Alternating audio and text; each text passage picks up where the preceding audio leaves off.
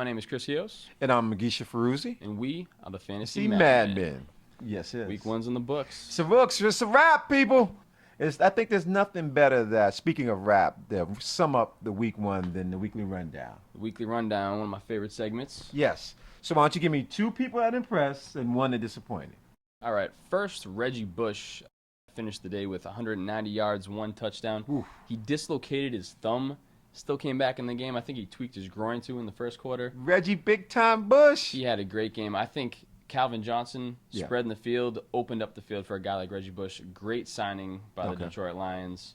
Great fantasy player. I have him in 2 leagues. He racked up points for me big time. Did you start him? Oh, yeah, start him. Come on, man. I think he was like my second-round pick in 1 league and then a third-round pick in another. Oh, smart, so I had to play him. He was the number 2 ranked fantasy running back this week. So getting him in the second and third, kudos to you. Damn straight. Another guy, Larry Fitzgerald. Okay. A guy I passed on in the 4th round for Lamar Miller.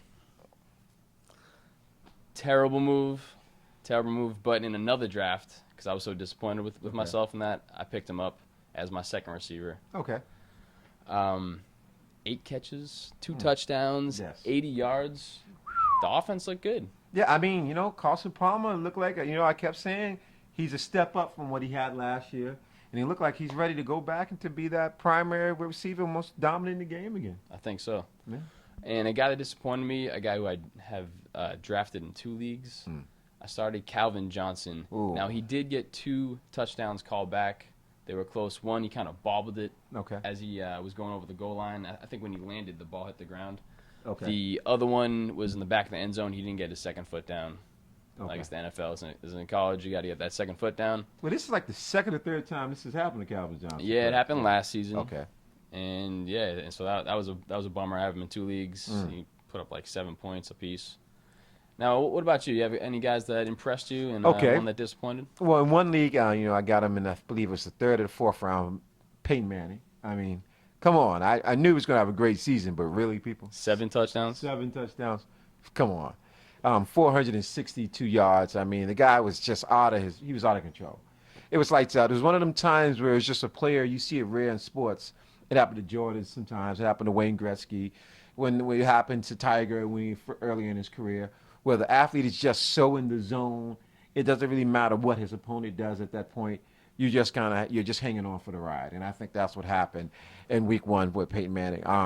My second guy, I picked him up. He had him on my bench because I had Victor Cruz and Demaryius Thomas in 2 leagues, and so he was on my bench. But he was Antoine Bolden. I mean, he was just lights out. I mean, really, Baltimore, he really can't play, really. Well, him and Kaepernick had a great connection going Absolutely. on. Absolutely. Really good chemistry. And, it was funny. I saw chemistry early in both of my 2 teams I liked. I saw the chemistry with Peyton Manning and Wes Walker early, and I saw the chemistry between Kaepernick and Antoine Bolden. It seemed like every time Kaepernick needed a big play, he just went to Antoine Bolden, and Antoine produced, whether it's fighting off double and triple teams, make the big catches. I mean, just like, hey, they say if you can't beat him, join him or get him. So they couldn't beat him, so they got him. And the player that definitely disappointed me was David Wilson. I mean, he was ranked the top Fumble. Fumble like this. Fumble. Oh, dude. Top 20 ranked running back. Ended up with an average standard scoring -2 points in a fantasy format. Terrible. 19 yards, 2 fumbles. Now, they actually talk about they're trying Brandon Jacobs. They bring in Brandon Jacobs in for a tryout. That's how bad and how disappointed they are in Wilson. I didn't even know he was still in the league. He's not. They're bringing him back. Bring him in for tryouts and see what kind of shape he is, because that's how unsure they are if they can give it back to David Wilson. So for a top 20 running back, guy who went over Darren Sproles, who went over a lot of Frank Gore, so people that are quality backs, he went higher than, and to do that, I was extremely disappointed. All right, and that's it for the week 1 rundown. And we are your fantasy madmen. And we're going to give you your waiver wire pickups for week 2. I'm going to start with my boy Terrell Pryor, Ohio State's finest. Yes, yes. He looked good. Oh, yes, he did. Even in a loss. What do you have? 112 rush yards. Yep. Threw for a touchdown, about 200 passing. He had 1 called back. He threw one great route ran by Darren McFadden. Yes. I think he might have stepped out of bounds in the end zone before he caught it. Looked good looked like a legit NFL quarterback. He did. He did. And, you know, he beat out Matt Flynn. Matt Flynn getting beat out again for a job. By a young, Poor scrambling quarterback. Poor guy. But yeah, Terrell Pryor looked good. He was diving for first downs. I saw him diving out of bounds for a first down. Like, as a teammate, that must get you amped up. That Absolutely. must get you behind a guy. You know, a leader of a team to do that. And when you're the quarterback position, you must lead. You have to be the leader of the team.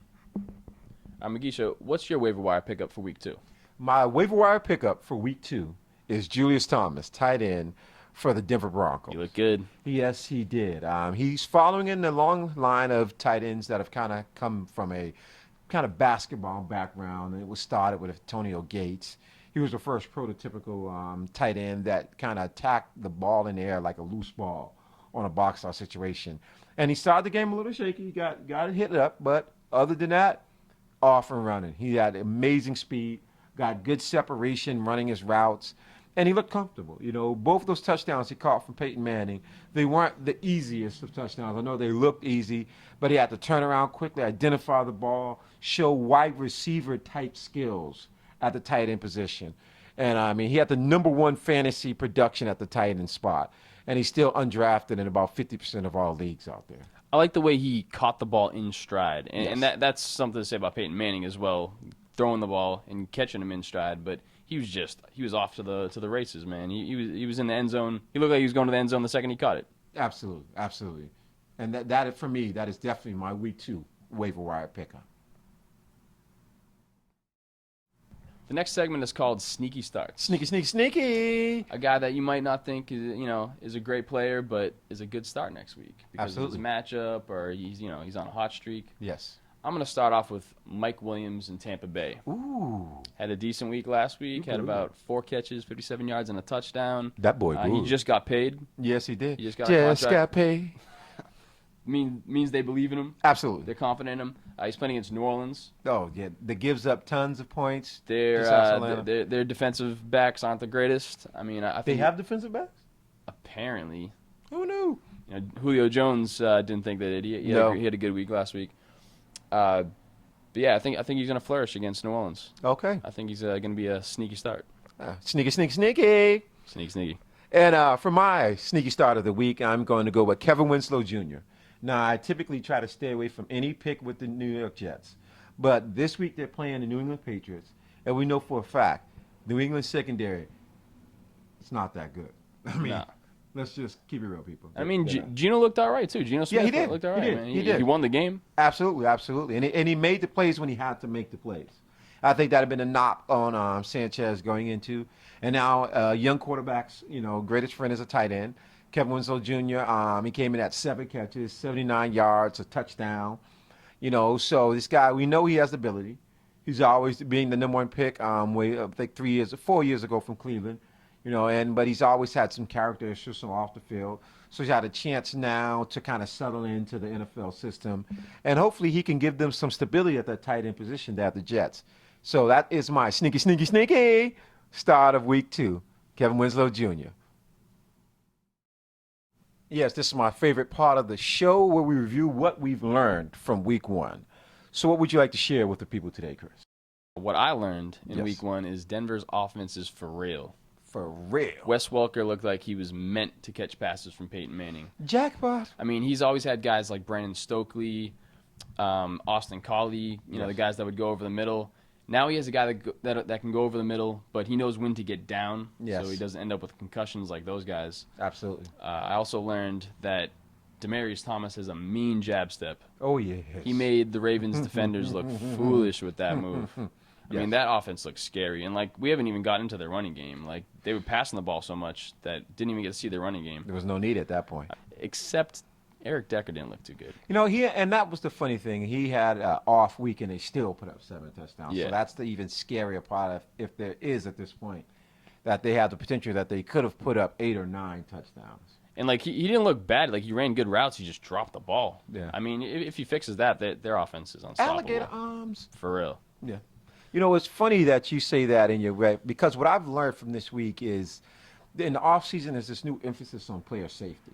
And as a result of this emphasis on player safety, they've kind of gotten away from the big hits So you see more wide receivers running free. You see more guys running up the sidelines and not going out as quick because they don't have to be so scared of getting that late hit running down the sidelines. And I just think scoring across the league is going to be up. I've never seen a week 1 matchup that had this much scoring across the boards. All my leagues. Everyone's score was higher than usual. It was ridiculous. I had 177 in one league, 170 in another, and 160 in the third. So, at this point, I will say that I've noticed, and that's what I've learned from week 1 the most, that scoring is definitely up. And if you don't have the marquee names, you can still get a good bang for your buck on a fantasy basis.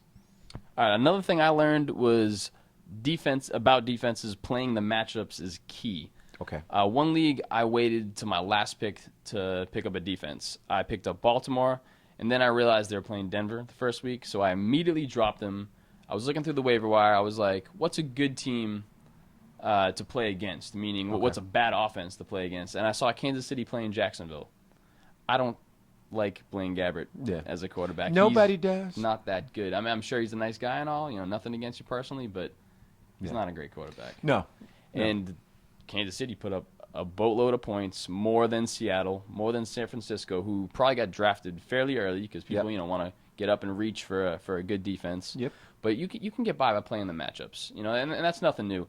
A team next week that's playing Jacksonville. I know Blaine Gabbert's out, and they have Chad Henne starting, I believe. Oakland Raiders. Okay. Not a phenomenal defense. Yeah. They didn't look great against Indy, but they're playing Jacksonville. You can just play the matchups and get a lot of good fantasy points. I mean, a lot of people have Indianapolis Colts going back to the playoffs as they did last year, and they snuck that game out. It took everything they needed. They had to come back in the fourth quarter to beat the Oakland Raiders. So, I mean, this is a quality team that made the playoffs last year, and it took a fourth quarter comeback to win. And so with that in Indianapolis, so with that being said, you take that same team and put them against Jacksonville, and that should be a good bang for your buck. I mean, there's a lot of points out there in picking up a defense based on matchup out on the waiver wire. Absolutely. Absolutely. And so we are your fantasy madmen. That's what our wrap-up, rundown, sleeper picks, and what we learned for the week. I am Magisha Ferruzzi. My name is Chris Eos. And we are your fantasy madmen.